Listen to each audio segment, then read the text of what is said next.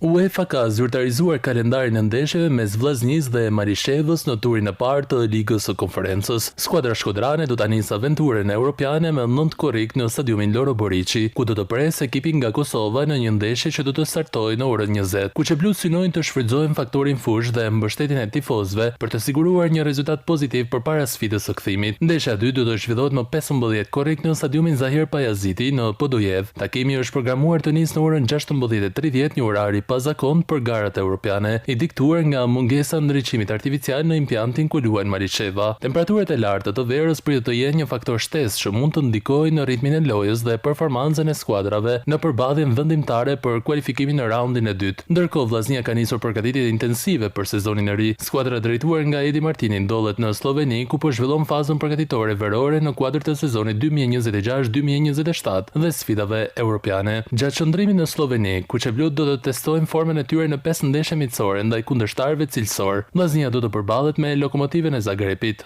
Olimpia Ljubljana, Rudes, Arges Piteshti dhe Koper. Sfida që do t'i shërbejnë stafi teknik për të vlerësuar gjendjen e skuadrës dhe për të konsoliduar grupin para ndeshjeve zyrtare me Marishevën.